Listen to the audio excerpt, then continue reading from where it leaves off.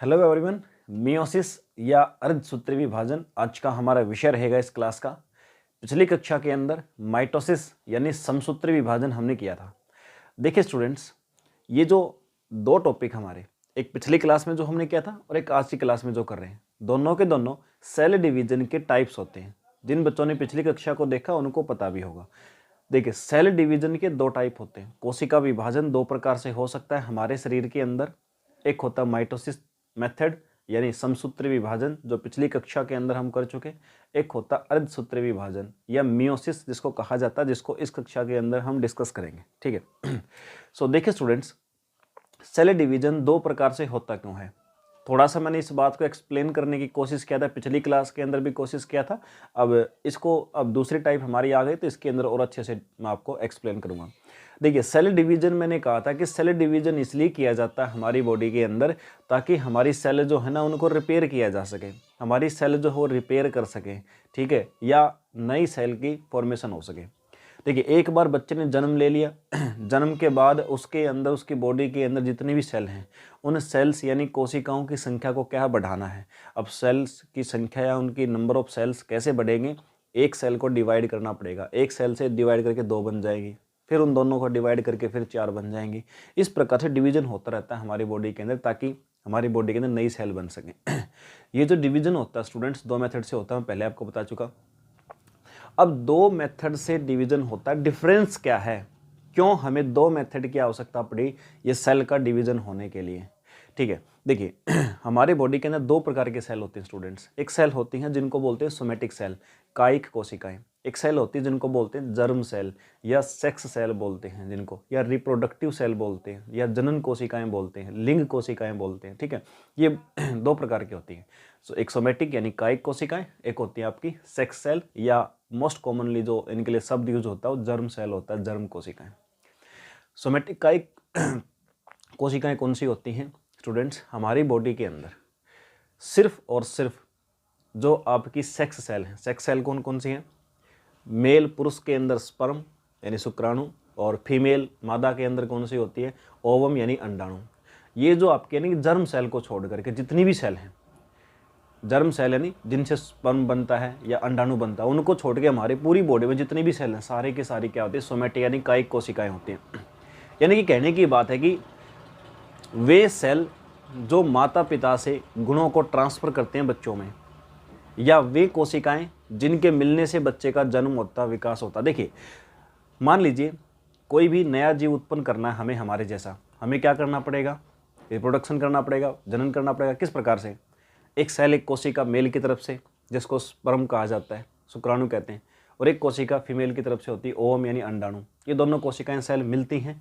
सो इनके मिलने के बाद में क्या होता है, नए जीव का विकास होना या इवोल्यूशन होना शुरू होता है। सो ये दो कोशिकाओं से मिलकर नया जीव बना। तो नए जीव को बनाने के लिए जो कोशिकाएं आवश्यक होती हैं उनको बोलते हैं सेक्स सेल या जर्म सेल बोलते हैं उनको। ठीक है, इसके अलावा जितनी भी सेल है हमारी बॉडी में सारी की सारी सोमेटिक या कायिक कोशिकाएं होती हैं, यानी कि जो नए बच्चे के विकास में, डेवलपमेंट, उस नए बच्चे का जो बनने के लिए रेस्पॉन्सिबल नहीं होती हैं। ठीक है, जैसे हमारे गिर गए, स्किन पे चोट लग गई, कुछ समय के बाद वैसी स्किन दोबारा से आ जाती है। तो ये दोबारा से वैसी स्किन आ गई, कैसे हुई, सेल ने डिवाइड किया, एक से दो, दो से चार, ऐसे सेल बनती गई, नई नई सेल बन गई, दोबारा से ऐसा होगा। तो ये डिवीजन था माइटोसिस, जिसमें सेम टू सेम वैसी सेल आती है। लेकिन बच्चा जो होता है हमारी जो माता पिता के सेल से ही मिल करके बनती है उसके अंदर सेल, तो बच्चे के अंदर बिल्कुल वैसी प्रॉपर्टी नहीं होती जैसे माता पिता में। माता पिता वाली भी होती है कुछ प्रॉपर्टी, लेकिन माता पिता से अलग भी होती है। तो माइटोसिस के अंदर बिल्कुल वैसी ही सेल बनती है जैसी पहले सेल थी, यानी स्किन छिल गई दोबारा वैसी सेल आएगी बिल्कुल। लेकिन मियोसिस जो प्रोसेस होगी, इसके अंदर जो सेल के बाद जो कुछ बनेगा वो थोड़ा अलग हो सकता है। ठीक है, चलिए, तो आप समझ गए होंगे सर, सेल डिवीजन दो प्रकार का होता है। एक हमारी जर्म सेल होती हैं जो किसी नए बच्चे के विकास के लिए रिस्पॉन्सिबल होती हैं, डेवलपमेंट के लिए रिस्पॉन्सिबल होती हैं, उनके अंदर होता है सर मियोसिस मेथड से, आज जो मेथड हमारा है, और माइटोसिस हम पहले पढ़ चुके। ठीक है, चलिए, एक बार इसी चीज़ को मैंने आपको समझाया है मियोसिस के बारे में। देखिए, वैसे अगर डेफिनेशन के तौर पे देखा जाए ना, तो डेफिनेशन के तौर पे आप साफ साफ एक ही बात बता दोगे सर, मियोसिस या अर्धसूत्री विभाजन कौन सा होता है। सर, अर्धसूत्री विभाजन वो होता है जिसके अंदर देखो, अर्ध यानी आधी, अर्ध का मतलब होता है आधी। ठीक है, यानी इंग्लिश में अगर आप इसको बोलोगे हाफ, सूत्री, सूत्र, गुणसूत्र, गुणसूत्र आप जिसको कहते हो, ठीक है, गुणसूत्र या क्रोमोसोम जिसको कहा जाएगा, ठीक है। यानी कोशिका विभाजन, सेल डिवीजन की का वो मेथड, वो तरीका जिसमें क्रोमोसोम्स की संख्या, गुणसूत्रों की संख्या क्या रह जाती है, हाफ यानी आधी रह जाती है। माइटोसिस आपने पढ़ा था पीछे, जिसके अंदर गुणसूत्रों की संख्या क्या हो, बराबर हो, है ना, समान रहे। लेकिन यहाँ पे सेल डिवाइड होंगे ना, सेल डिवाइड होकर जो नई सेल बनेगी उसके अंदर क्रोमोसोम्स की संख्या जो होगी, गुणसूत्रों की संख्या आधी रह जाती है, वो होता है मियोसिस। ये डेफिनेशन हो गया। अब देखो कैसे, किस प्रकार से। सपोज करो भाई कि ये किसी भी बच्चे के पिता, फादर, ये उसकी माता, मदर, ओके। इसके पास जो सेल हैं, ये मान लीजिए पिता के पास में एक जर्म सेल है, GERM, या जर्म कोशिकाएं हैं, और ये माता के पास की बॉडी के अंदर मान लो जर्म सेल हैं, GERM, जर्म कोशिकाएं, ठीक है। अब इनको एक नया जीव पैदा करना है, बच्चा पैदा करना है। सो उसके लिए क्या करना पड़ेगा उसके लिए इन दोनों को रिप्रोडक्शन करना पड़ेगा। कहने की बात है कि भाई पिता एक सेल को माता के शरीर के अंदर पहुंचाएगा, ताकि माता की जो सेल है वो उस सेल के साथ में मिल सके, और मिलकर ही आपको पता नए जीव यानी बच्चे का विकास, डेवलपमेंट होना स्टार्ट होगा। तो क्या होता है, पिता की जो जर्म सेल होती है ना, आपको पता है कि हमारी बॉडी की कोई भी सेल है उसके अंदर क्रोमोसोम कितने होते हैं, 46, और चाहे कोई हो, मेल हो फीमेल हो, सबकी बॉडी के अंदर 46 क्रोमोसोम, 46 गुणसूत्र होते हैं। अब ये सेल्स क्या होगी, अब पिता को जो सेल बनानी है नई, वो नई सेल कैसे बनेगी, जर्म सेल से बनेगी, यानी कि सर जर्म सेल डिवाइड करेगी। तो ये जर्म सेल अपने आप को डिवाइड करके नई सेल बनाएगी। ये जो नई सेल बनाई है ना इसने, जर्म सेल ने, जिसको आप वैसे नाम बाय नेम क्या जानते हो, जिसको आप स्पर्म कहते हो, शुक्राणु कहते हो।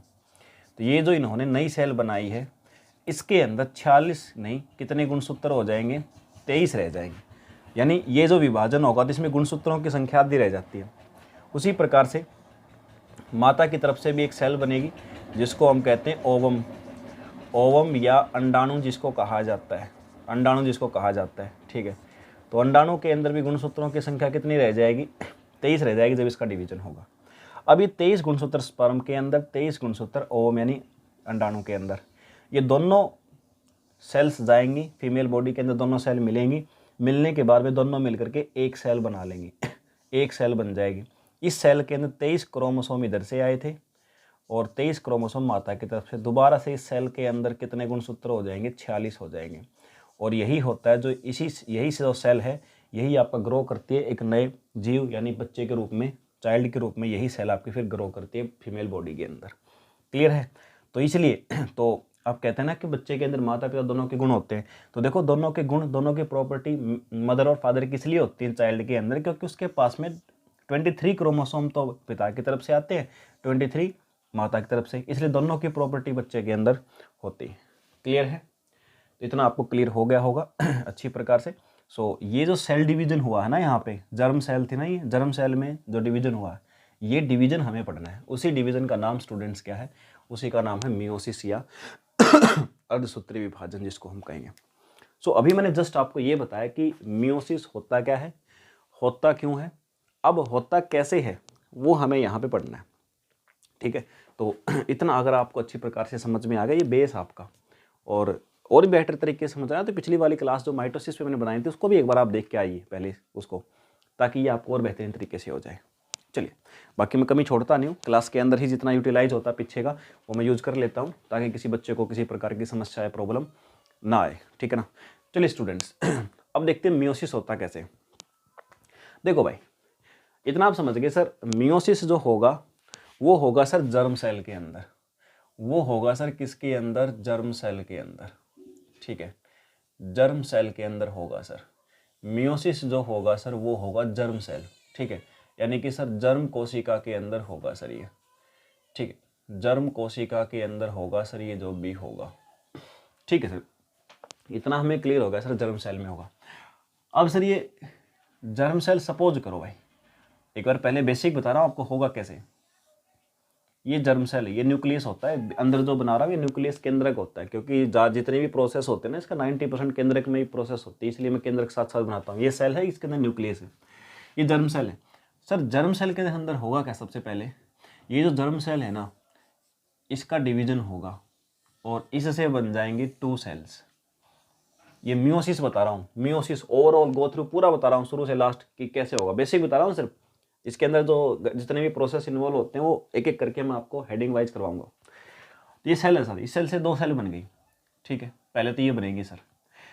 अब इतनी प्रोसेस जो होती है ना सर, एक सेल से डिवाइड होकर 2 सेल बनना, इस प्रोसेस को क्या कहा जाता है? इसको कहते हैं सर मियोसिस 1, मियोसिस 1, मियोसिस 1, अर्धसूत्री विभाजन 1, इतने को बोलते हैं मियोसिस 1। ये प्रोसेस इतने में कंप्लीट नहीं हुई है, ये प्रोसेस और भी होती है।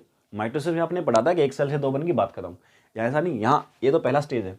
इसके बाद ये सेल भी डिवाइड करेंगी, जो सेल बनी है ये सेल भी बेटा डिवाइड करेंगी और 2-2 सेल ये बना लेंगी, ठीक है, ये अलग प्रकार से डिवाइड करेंगे, बना लेंगे। तो अब ये जो 2 सेल थी इनसे 4 बन गई, इन 2 सेल से 4 बन गई, ये 2 सेल से 4 बन गई, और इस 2 सेल से 4 बनने की जो प्रक्रिया है ना, इसको क्या बोला जाएगा? इसको बोलेंगे मियोसिस 2, मियोसिस 2। तो मियोसिस 1 और मियोसिस 2 2 प्रोसेस होती हैं, ये जो 2 से 4 बनी है इसको बोलते हैं मियोसिस 2।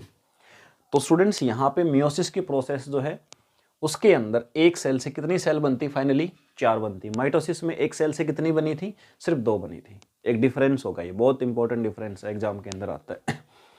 चलिए सर, अब एक और ज्ञान की बात आपको बताऊं। मियोसिस की प्रोसेस में जो पहला डिवीजन होता है ना, तो बिल्कुल जो मैंने आपको बताया, क्रोमोसोम की जो संख्या, गुणसूत्रों की संख्या जो है बेटा वो आधी रह जाती है, गुणसूत्रों की संख्या बेटा आधी रह जाती है।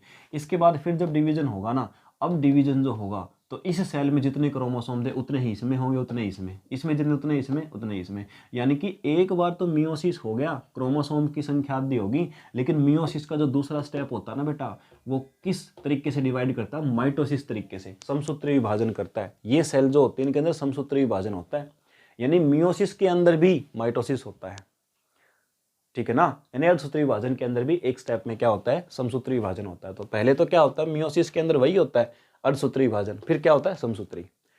तो मियोसिस 2 प्रोसेस में होती है, मियोसिस 1, मियोसिस 2, या मियोसिस 2 का मतलब होता है कि यहाँ भी माइटोसिस ही हो रहा है। क्लियर हो गई बात? तो ये कंप्लीट स्टेप होते हैं। अब हमें पढ़ना है क्या इसके अंदर? हमें पढ़ना है सर मियोसिस 1 को पढ़ना है, फिर मियोसिस 2 को पढ़ना है। क्लियर है बात? मियोसिस 1 और मियोसिस 2 इन दोनों को पढ़ना है सर हमें। सो बेसिक आपको एक क्राइटेरिया समझ में आ गया होगा कि हम करने क्या वाले हैं, ठीक है ना। इस प्रोसेस को पढ़ने वाले हैं, किस प्रकार से होगा। ये जो मैंने कहा क्रोमोसोम्स की संख्या आधी हो जाती है, किस प्रकार से हुई, कौन से स्टेज में जाके हुई, G1 G2 इंटरफेज, एनाफेज, बहुत सारे नाम सुने आपने सारे के सारे, पिछली क्लास में मैंने आपको बताए थे। तो यहाँ पे देखेंगे कौन से स्टेज में क्या प्रोसेस होगी। ठीक है। सो चलिए, ये बेसिक इतना था, स्क्रीनशॉट आप ले लीजिए, इसको मैं इरेज कर देता हूँ और फिर मैं शुरू करता हूँ अच्छी प्रकार से। क्या शुरू करना हमें, जो आगे का हमारा सेल डिवीजन कैसे क्या होता है वो हमें शुरू करना है। ठीक है, चलिए इरेज कर देता हूँ मैं इसको।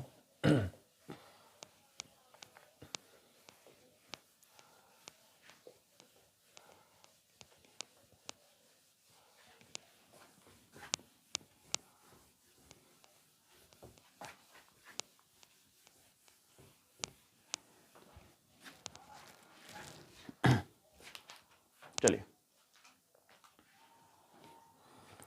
सो सबसे पहले सपोज कीजिए, सपोज करेंगे हम हमारे पास ये एक जर्म सेल है।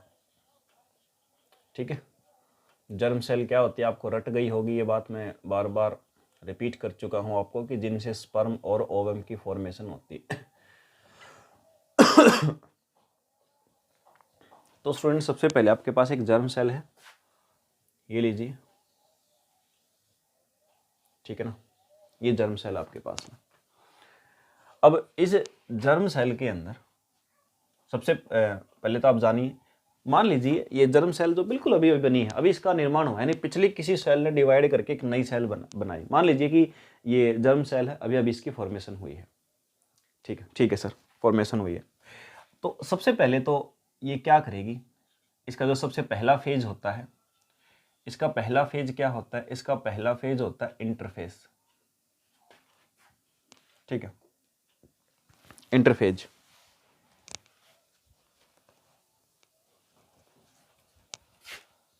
इंटरफेज पहला फेज होता है, ठीक है सर। इंटरफेज हो गया। इंटरफेज जो पहला इसका फेज है, ये भी वो पहले की तरह बिल्कुल जैसे माइटोसिस में मैंने बताया था, ये भी 3 स्टेज में पूरा होता है। एक G1, गैप 1, सिंथेसिस यानी संश्लेषण। ये ध्यान रखना बेटा, इंटरफेज को हिंदी में भी इंटरफेज ही बोलेंगे। कभी आप सोचो सर हिंदी में क्या बोलेंगे, एक G2, गैप 2, ठीक है, gap 2, G1, synthesis, gap 2, 3 process, 3 प्रक्रियाएं हैं, इनमें ये कंप्लीट होता है इंटरफेज जो आपका होता है, ठीक है ना। अब कैसे देखो होगा क्या, इंटरफेज का मतलब क्या, कोशिका का जन्म हुआ, अब सेल का जन्म हुआ, सेल क्या करेगी भाई, सेल सीधी सी बात है, सबसे पहले तो भाई जन्म होने के बाद में सेल रेस्ट करेगी कुछ समय के लिए, कुछ समय के लिए विराम करेगी, रेस्ट करेगी, ठीक है, रेस्ट करेगी। उसके बाद ग्रोथ करेगी, ठीक है, उसके अंदर वृद्धि होगी, और उसके बाद न्यूट्रिशन तो साथ में लेगी तभी तो ग्रोथ होगी, न्यूट्रिशन लेगी हमारी बॉडी से, पोषण लेगी, ग्रोथ करेगी, ठीक है। और इसके अंदर जो जेनेटिक मटेरियल है, ठीक है, उसको इंक्रीज करेगी। जो अनुवांशिक पदार्थ है ना, अनुवांशिक पदार्थ जो है, जिनको मैंने आपको पहले भी बताया था, क्रोमेटिन बोला जाता है जिसको, तो अनुवांशिक पदार्थ जो है ना उसको बढ़ाएगी, ठीक है सर। और इसी के साथ में अपना फंक्शन करेगी कि भाई हमारी बॉडी के अंदर उसको किस लिए जन्म दिया गया है, उसको अपना फंक्शन या अपना कार्य करके दिखाएगी, अपना कार्य करेगी जो उसका है, और फिर प्रिपेयर होगी, तैयार होगी किसके लिए, डिवीज़न के लिए, विभाजन करने के लिए तैयार होगी, ठीक है ना, क्योंकि विभाजन करेगी जर्म सेल तभी तो स्पर्म में शुक्राणुओं की फॉर्मेशन होगी या ओवम में अंडाणुओं की फॉर्मेशन होगी। तो ये इंटरफेज होता है। गैप 1 का मतलब होता है वैसे विराम करना, ग्रोथ का, न्यूट्रिशन लेना। सिंथेसिस का मतलब होता है अनुवांशिक पदार्थ का निर्माण करना, और फंक्शन और प्रिपेयर होना ये गैप 2 के अंदर होता है, ठीक है। तो ये इंटरफेज कहलाता है। सेल का सबसे लंबा जीवन काल होता है, सबसे लंबा जो फेज होता है ना, सबसे ज़्यादा समय तक सेल जिस फेज में रहती है उसको इंटरफेज ही कहा जाता है, ठीक है। तो इंटरफेज के अंदर ये सारे काम होते हैं। ये सेल के जन्म के बाद ये काम शुरू हो जाता है। तो सेल के जन्म के बाद जस्ट बाद वाला जो फेज होता है ना किसी भी सेल का, वो यही होता है आपका, ठीक है। और जेनेटिक मटेरियल कहाँ होता है, न्यूक्लियस के अंदर होता है, इस प्रकार से क्रोमेटिन की फॉर्म में होता है, ठीक है। क्रोमेटिन है, क्रोमेटिड बोल सकते हो आप इसको, ठीक है सर। इतना समझ में आ गया सर, जब सबसे पहले सेल का इंटरफेज होता है। अभी डिवीजन होना शुरू नहीं हुआ है, डिवीजन से पहले का स्टेज होता है इंटरफेज। डिवीजन यानी विभाजन से पहले का जो स्टेज होता है उसको इंटरफेज कहा जाता है। डिवीजन तो अभी स्टार्ट होगा आपका। इसको रेज करता हूँ मैं एक बार, और फिर हमारा जो फेज है वो आज का आरंभ होगा।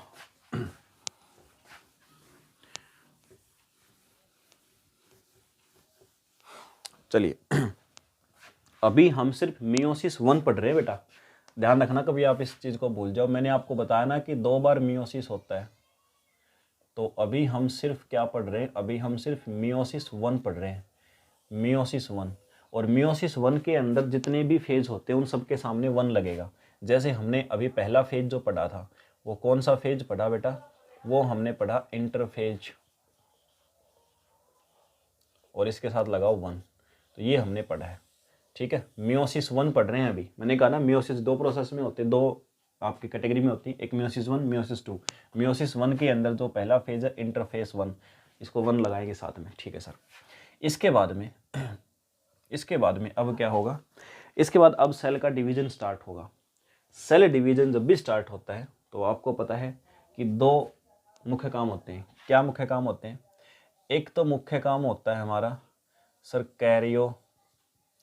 कैरियोकिनेसिस।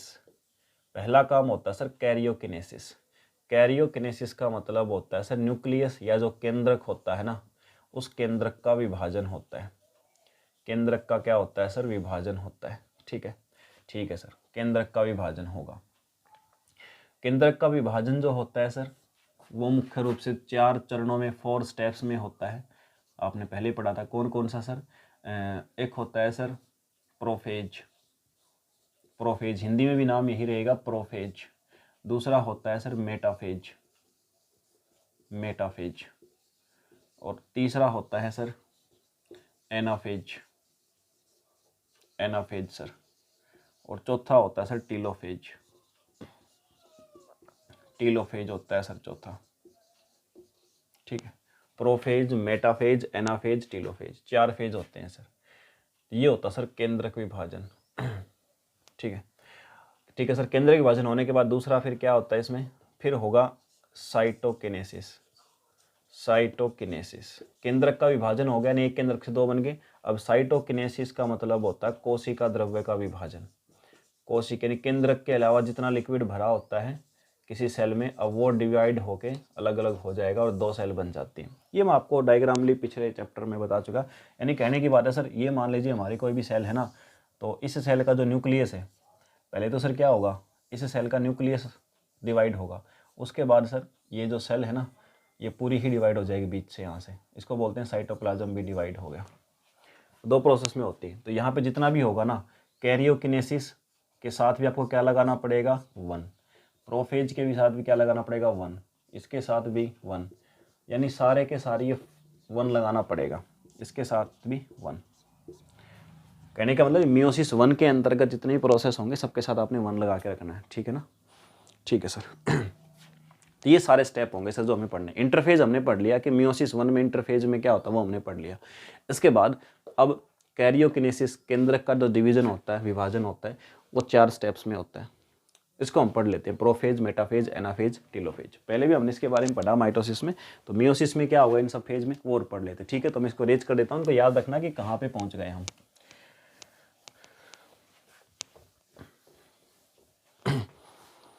ठीक है, चलिए भाई। सो अब शुरू किया जाए सर।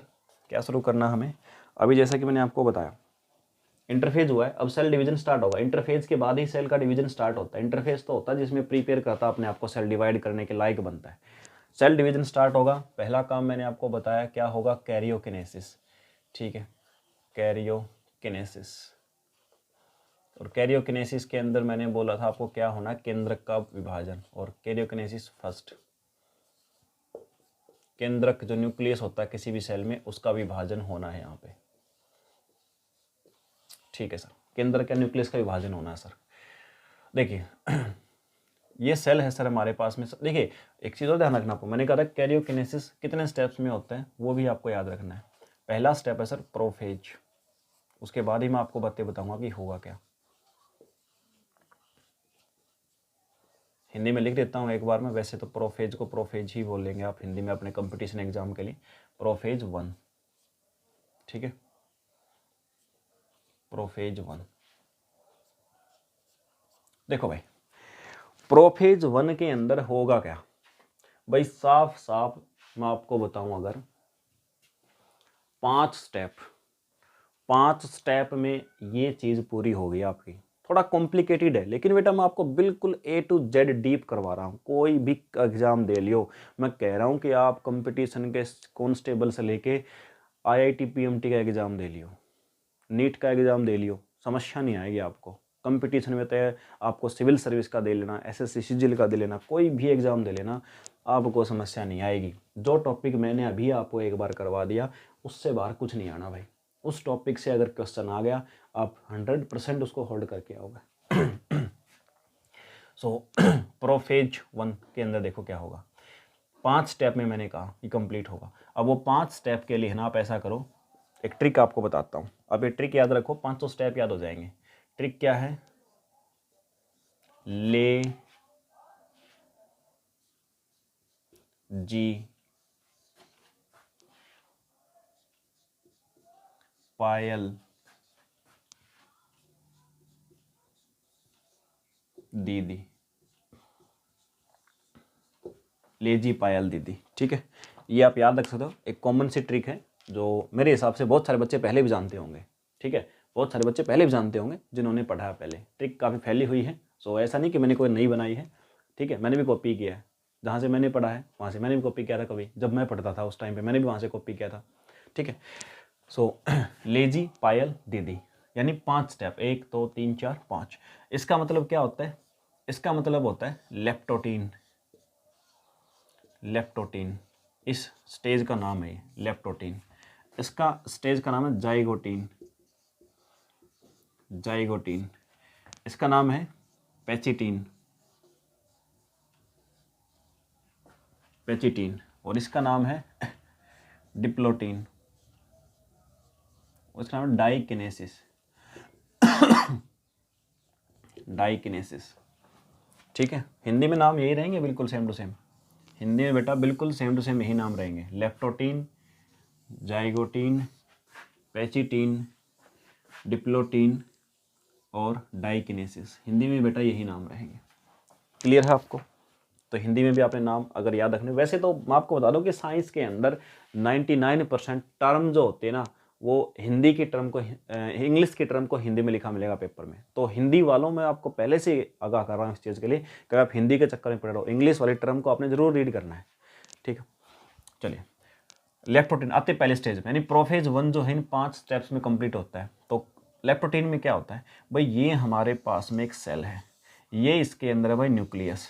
न्यूक्लियस के अंदर क्या होता है, बहुत सारा जेनेटिक मटेरियल, क्रोमेटिन होते हैं जिनको बोलते हैं। ठीक है, तो ये इस स्टेज में क्या होगा, इस स्टेज के अंदर क्या होगा, इस स्टेज में ये जो जेनेटिक मटेरियल है ना, ये और भी ज़्यादा हो जाएगा, यानी अपने आप को जितना अमाउंट में था ना उससे डबल कर लेगा, और भी ज़्यादा हो जाएगा, ये जेनेटिक मटेरियल दोगुना हो जाएगा। लेप्टोटीन स्टेज में क्या होगा, ये जो क्रोमेटिन थे केंद्र के अंदर, ठीक है, जिनसे आगे चल के क्रोमोसोम बनते हैं, गुणसूत्र बनते हैं, ये अपने आप को डबल कर लेंगे।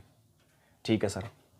जाइगोटीन के अंदर क्या होना है, जाइगोटीन के अंदर है ना सर, ये जो जेनेटिक मटेरियल है ये सर अब इकट्ठे अपने आप को डबल कर लिया, अच्छी स्ट्रेंथ पर डाली। अब सर ये 2 क्रोमेटिन इकट्ठे होके, जैसे एक ये हो गया, देखो वैसे ही 46 वो तो आगे बनेंगे, यही देखो पहले इस प्रकार से 2 क्रोमेटिन, एक क्रोमेटिन ऐसे था, एक क्रोमेटिन ऐसे था, दोनों ने इकट्ठे होके क्या बना लिया एक क्रोमोसोम बना लिया। दोनों ने इकट्ठे होके क्या बना लिया बेटा, एक गुणसूत्र बना लिया। ठीक है, एक क्रोमोसोम बना लिया। दोनों ने इकट्ठे होके क्रोमोसोम यानी गुणसूत्र बना लिया बेटा। सो ये क्रोमोसोम जो है ना, देखिए क्रोमोसोम 2 क्रोमेटिड से मिलकर बना हुआ है। ये जो 2 क्रोमेटिड हैं जिनसे मिलकर के बना हुआ है, सो बेटा इन दोनों क्रोमेटिड को क्या कहा जाता है, इन दोनों ही क्रोमेटिड को कहा जाता है sister, sister chromatid. Sister chromatid कहा जाता है बेटा इसको। ठीक है, सिस्टर क्रोमेटिड इसको कहा जाता है। क्या कहा जाता है, सिस्टर क्रोमेटिड। क्लियर है, सिस्टर क्रोमेटिड। हिंदी इंग्लिश में सेम रहेगा, नाम बता रहा हूँ, पेपर में बिल्कुल इंग्लिश वाली टर्म लिखी आएगी, सिस्टर क्रोमेटिड कहा जाता है इनको। ठीक है सर, सिस्टर को भी ऐसे सिस्टर बहन नहीं लिखा आएगा, ऐसे सिस्टर लिखा आएगा। ठीक है सर, इसी प्रकार से और भी जो आपके हैं क्रोमेटिड, वो भी ऐसे ही आपके इकट्ठे होके और एक क्रोमोसोम बना लेते हैं। इस प्रकार से क्रोमोसोम के पेयर बन जाते हैं, एक क्रोमोसोम का जोड़ा बन गया ना। ये जो क्रोमोसोम है, दोनों क्रोमोसोम जिनसे मिलके जोड़ा बना हुआ है, इनको बोलते हैं होमोलोगस, होमोलोगस क्रोमोसोम। इनको बोलते हैं homologous chromosome, chromosomes, homologous chromosomes कहा जाता है। होमोलोगस गुणसूत्र कहते हैं हिंदी में इनको। ठीक है तो सर होमोलोगस क्रोमोसोम या होमोलोगस गुणसूत्र बन गए हमारे पास ये। ठीक है सर ये तो मैंने सिर्फ आपको एक जोड़ा बताया, ऐसे ऐसे बहुत सारे जोड़े बनेंगे, बहुत सारे पेयर बनेंगे क्रोमोसोम गुणसूत्रों के। ह्यूमन अगर बॉडी है, मनुष्य का शरीर है, तो उसके अंदर कितने जोड़े बनेंगे, उसके अंदर 46 गुणसूत्र होंगे, 23 जोड़े बनेंगे ऐसे ऐसे। ठीक है सर। उसके बाद पेचिटिन जो आपका है, इसके अंदर क्या होगा, ऐसे ऐसे बन गए हमारे पास में। अब पेचिटिन के अंदर क्या होगा, अब देखो कोई भी सेल होती है ना, उसके अंदर एक चीज़ और होती है, आपको पता है भाई इस बात का, कि यहाँ पे केंद्रिका होती है, जो पिछली क्लास में बता चुका, केंद्रिका होती है। ठीक है, और इस पास साथ में ही इसके स्पिंडल फाइबर भी होते हैं। कोई भी सेल होती है यहाँ पे स्पिंडल फाइबर भी होते हैं। ठीक है, तो वो हर जगह पे ही होते हैं, उनको अभी इनमें कुछ चेंज नहीं हुआ, इसलिए मैंने इनको डिस्कस नहीं कर रहा हूँ। सॉरी, ये इनको सेंट्रियोल बोलते हैं। तो न्यूक्लियोलस और सेंट्रियोल 2 चीज़ होती है। ठीक है सर। अब पेचिटिन के अंदर क्या होगा सर, पेचिटिन प्रोसेस जो है ना,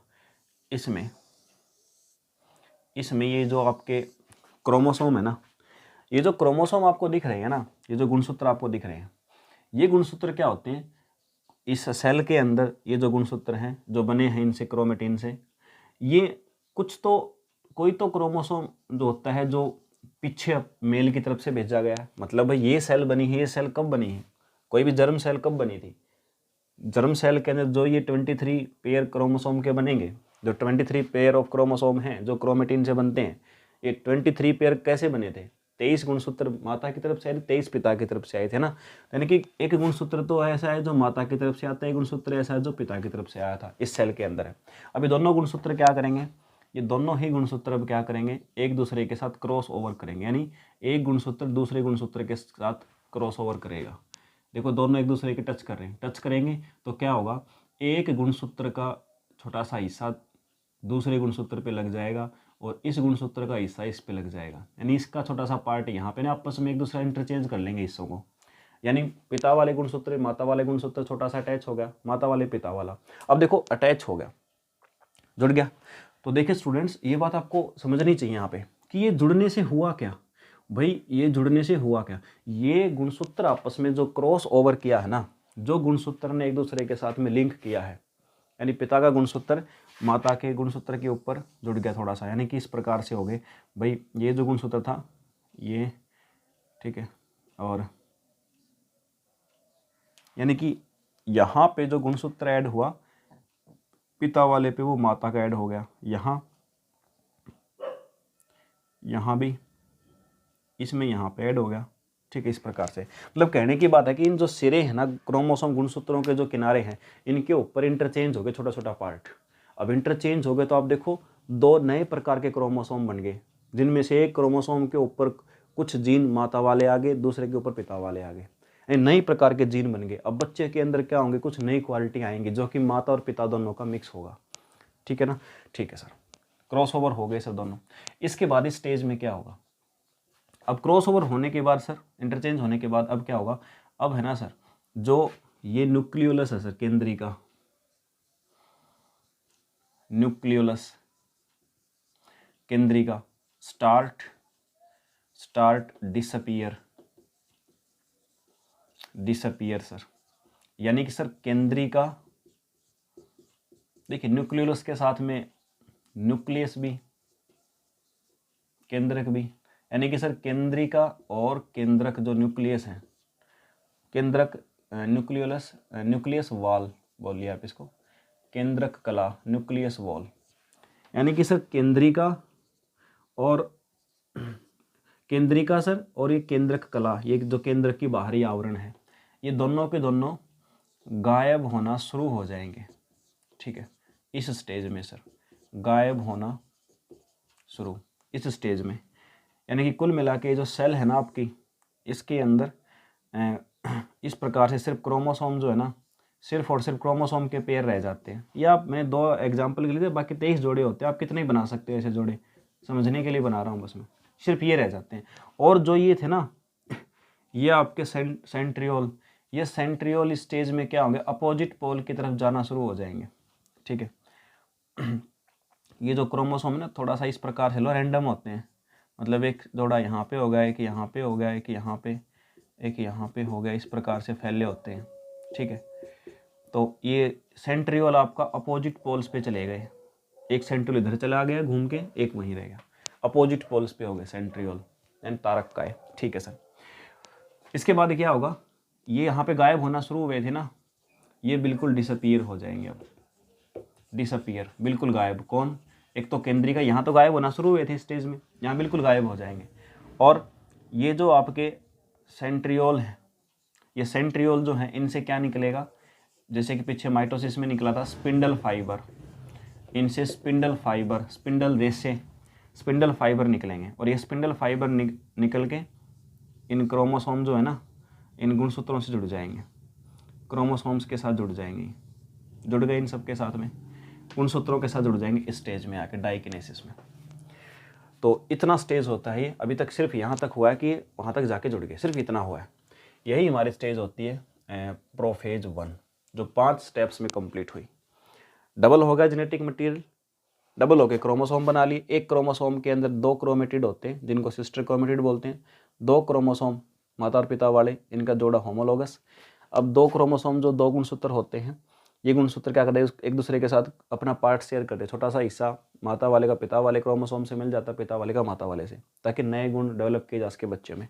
उसके बाद न्यूक्लियोलस वॉल, ये न्यूक्लियस वॉल, ये सारे गायब होना शुरू हो जाते हैं और लास्ट स्टेज में जाके गायब हो जाते हैं। और जो आपका सेंट्रियोल होता है वो स्पिंडल फाइबर, एक रेसे, एक धागे, एक रस्सियाँ निकाल के फेंकता है जो क्रोमोसोम के साथ जुड़ जाती हैं। ठीक है, तो इतना सारा स्टूडेंट्स होगा। एग्जाम में क्वेश्चन ये पूछता है कि जाइगोटीन में क्या चेंज होगा, पैचिटीन में क्या चेंज होता है, ये सारी की सारी चीज़ें आपकी होती हैं। ठीक है, और अगर कोई मेंस एग्जाम देगा यूपीएससी या पीसीएस का, तो आजकल साइंस भी आती है उसके अंदर, सो वहाँ पे आपको राइट करना आसान हो सकता है।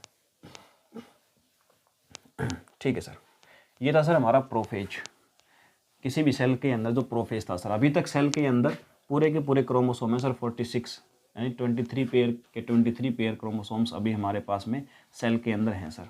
ठीक है, इसके बाद होगा क्या सर उस सेल के साथ में, वो अगली प्रोसेस देखो। अब ये प्रोफेज 1 के बाद में दूसरा क्या स्टेप आता है इसमें। अभी देखिए हम जो कैरियोकिनेसिस पढ़ रहे हैं उसके अंदर पहला स्टेप था प्रोफेज 1। अब प्रोफेज 1 के बाद में मेटाफेज 1। ठीक है, उसके बाद में अगला जो आपका फेज होता है उसको बोलते हैं मेटाफेज। हिंदी और इंग्लिश में नाम सेम रहेगा, मेटाफेज 1 ही बोलेंगे इसको। ठीक है, अब मेटाफेज 1 में क्या होगा, ये जो सेल थी ना आपकी, इसके अंदर जो ये न्यूक्लियस था, केंद्रक था, इस न्यूक्लियस यानी केंद्रक के अंदर अब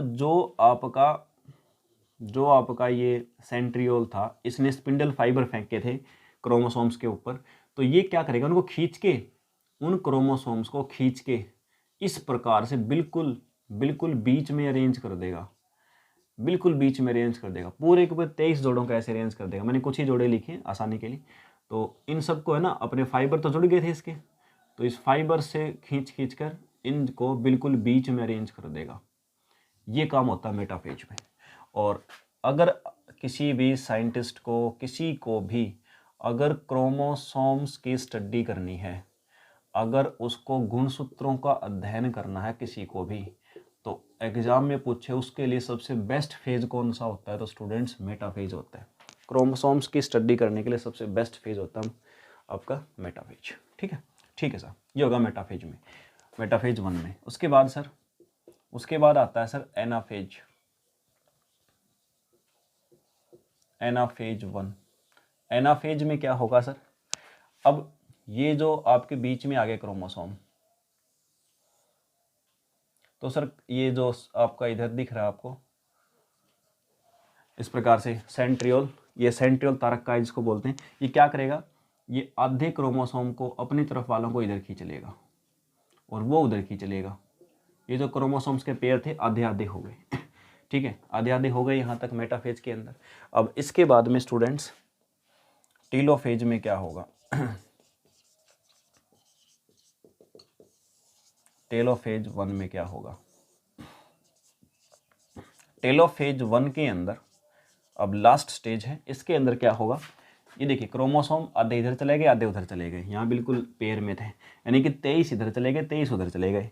जाने के बाद में क्या होगा, अब ये जो सेल है ना, इसके अंदर स्टूडेंट्स क्या होगा, अब फिर से अब ये जो आपका क्रोमोसोम्स है ना, ये क्रोमोसोम्स हैं, इनके साथ में आपका ये क्रोमोसोम दोबारा से स्प्लिट हो जाएंगे। ये जो क्रोमोसोम आपके 23 पेयर्स, ये पहले स्प्लिट बाद में करेंगे, तो 23 पेयर जो आपके क्रोमोसोम, सॉरी पेयर नहीं, अब 23 रह गए। 23 जो आपके क्रोमोसोम हैं, इनके साथ में ये आपका न्यूक्लियोलस केंद्रिका दोबारा से आ जाएगी, और जो केंद्रक कला थी ना स्टूडेंट्स, वो दोबारा से, यानी कि जो केंद्रक के बाहरी आवरण था वो दोबारा आ जाएगा। ठीक है, न्यूक्लियर मेम्ब्रेन जिसको बोलते हैं। और इसी प्रकार से तो दूसरी साइड उधर भी आप देखेंगे तो उधर भी यही होगा, जो आपके 23 पेयर थे तो वहाँ भी केंद्रिका आ जाएगी और वो दीवार भी आ जाएगी। यानी कि देखिए एक न्यूक्लियस से 2 बन गए और प्रत्येक न्यूक्लियस में 23 पेयर हैं। तो न्यूक्लियस आ गई, टेलोफेज में क्या चीज़, न्यूक्लियस आ गई, न्यूक्लियस मेम्ब्रेन आ गई, सॉरी न्यूक्लियोलस आ गई, न्यूक्लियस मेम्ब्रेन आ गई, और क्रोमोसोम्स के नंबर कितने हो गए, हाफ हो गए। गुणसूत्रों की संख्या कितनी होगी, हाफ होगी। ठीक है ना, क्लियर हो गई, यहाँ तक क्लियर हुई बात। ठीक है सर, हाफ होगी। अब इसके बाद में तो ये तो वैसे स्टेप कंप्लीट हो गया हमारा कैरियोकिनेसिस, केंद्रक का डिवीजन होगा ना, डिवीजन। इसके बाद मैंने कहा था कि लास्ट एक और स्टेज क्या होती है हमारी, तो उसको बोलते हैं साइटोकिनेसिस। साइटोकिनेसिस, साइटोकिनेसिस का मतलब कोशिका द्रव्य का विभाजन, कोशिका द्रव्य विभाजन। कोशिका द्रव्य विभाजन का मतलब यहाँ पे बहुत सारा द्रव भरा होता है, अब इसका भी डिवीजन होना है। इसका डिवीजन कैसे होगा, सो ये लिख देता हूँ, दिख जाएगा आपको शायद। तो ये जो सेल थी ना आपकी, नहीं सारी यहाँ दिखेगा नहीं, यहाँ लिख देता हूँ, यहाँ लिख देता हूँ। तो ये सेल थी आपकी इस प्रकार से, इसके अंदर दो आपके न्यूक्लियस बन चुके हैं, ये न्यूक्लियोलस और ये आपके ये थे।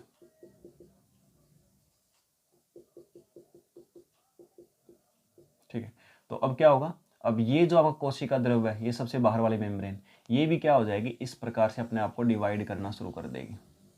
एक न्यूक्लियस इधर ही रह जाएगा, एक न्यूक्लियस उधर रह जाएगा, रह गया। अब थोड़ी देर बाद क्या होगा, ये पूरी की पूरी दो सेल बन जाएंगे, एक न्यूक्लियस इसका ये है, इसका न्यूक्लियस ये, और ये जो क्रोमोसोम थे दोबारा से क्रोमेटिन में टूट जाएंगे, दोबारा से क्रोमेटिन में टूट जाएंगे। टूट गए क्रोमेटिन में, यानी एक सेल से बन गई दो, और क्रोमोसोम गुणसूत्रों की संख्या रहेगी आधी। ये होता है मियोसिस 1, यानी मियोसिस जो आपका अर्धसूत्री विभाजन है उसका पहला स्टेज कंप्लीट हुआ, मियोसिस 1 जिसको बोलेंगे। क्लियर है स्टूडेंट्स? सो इतना अगर क्लियर है तो अब मैं आपको बताता हूँ कि अब मैंने आपको शुरू में क्या बताया था और अब हमारा क्या बचा हुआ है या क्या हमें करना है, वो चीज़ और देख लीजिए आप। तो मियोसिस 1 अभी यहाँ तक हमारा कंप्लीट हुआ। इसके बाद में देखिए, मैंने आपको शुरू में बताया था कि भाई इस प्रकार से हमारी एक जर्म सेल होती है, पहले क्या होगा, उससे टूट करके दो सेल बनेंगी। ठीक है, दो सेल बनेंगी। तो इस प्रोसेस को मैंने कहा था हम क्या बोलेंगे, इसको बोलेंगे मियोसिस 1, मियोसिस 1। और अब ये दो सेल जो है, इस सेल से भी दो सेल बनेंगी नई, और इस सेल से भी दो नई सेल बनेगी। तो दोनों ही केस में अब क्या होगा, माइटोसिस होगा, माइटोसिस होगा। माइटोसिस क्या होता है मैं समझा चुका, और इसी प्रोसेस को बोलते हैं मियोसिस 2, मियोसिस 2 बोलते हैं इसको। यानी ये इतना हम पढ़ चुके हैं, मियोसिस 1। और दोबारा देखो, यहाँ तक मैंने अभी हमने जो पढ़ा मियोसिस 1, इसमें क्या होगा कि यहाँ 46 क्रोमोसोम थे, यहाँ 23 रह गए, यहाँ भी 23। अब ये 23 क्रोमोसोम है ना, इसके पास हैं। अब ये सेल फिर से डिवाइड करेगी दो सेल में, लेकिन अब की बार क्रोमोसोम की जो संख्या वो सेम रहेगी, यहाँ 23 थे, यहाँ भी 23, यहाँ भी 23, यहाँ भी 23 थे, यहाँ 23, यहाँ 23। तो अब की बार क्या होगा, समसूत्री विभाजन होगा, माइटोसिस होगा। माइटोसिस क्या होता है पिछली क्लास में समझा चुका मैं। तो अब की बार होगा माइटोसिस। ये जो माइटोसिस होगा इसी को कहा जाता है मियोसिस 2। ठीक है, मियोसिस 2। और मियोसिस 2 के अंदर भी सेम टू सेम वही प्रोसेस होंगे सारे के सारे, जैसे मैंने आपको बताया था ना, कैरियोकिनेसिस, कैरियोकिनेसिस 2 लग जाएगा आपकी बार यहाँ पे। और एक प्रोसेस जो मैंने कहा था साइटोकिनेसिस, यानी कोशिका द्रव्य विभाजन जिसको हमने कहा था, तो साइटोकिनेसिस 2 बोल देंगे। ये फिर से कैरियोकिनेसिस आपके वही 4 स्टेप में कंप्लीट होगा। PMAT का मतलब प्रोफेज 2 बोल देंगे इसको मेटाफेज 2 बोल देंगे, और इसको एनाफेज 2 बोल देंगे। ठीक है, और इसको टीलोफेज 2 बोल देंगे। तो इस प्रकार से फिर से अब मियोसिस 2 के अंदर क्या होगा, कैरियोकिनेसिस होगा, प्रोफेज, मेटाफेज, एनाफेज, टीलोफेज, और उसके बाद साइटोकिनेसिस 2। ये सारे प्रोसेस होंगे, लेकिन ये सारे प्रोसेस अब ऐसे नहीं होंगे जैसे हमने अभी पढ़े, ये होंगे माइटोसिस वाले तरीके की तरह से, माइटोसिस मेथड से। और यानी कि कहने की बात है भाई, इसके बाद में जो मैंने माइटोसिस का आपको लेक्चर करवाया था, यहां से वो माइटोसिस का लेक्चर पूरा का पूरा यहीं पे आएगा। यानी मियोसिस के अंदर मियोसिस तो होता ही है, उसके बाद ये माइटोसिस भी होता है। तो इसके बाद सिंपली आपने क्या करना, माइटोसिस की सारी प्रोसेस लिख देनी है। तो इस प्रकार से कंप्लीट होगा मियोसिस। ठीक है ना। तो माइटोसिस के तरीके से डिवीजन एक बार और होगा, देखो एक बार और डिवीजन हो रहा है माइटोसिस के तरीके से। तो यही आपको दोबारा से मियोसिस 2 के अंदर आपको माइटोसिस ही लिखना है, सीधी सी बात है। क्लियर है यहाँ तक? ठीक है बेटा।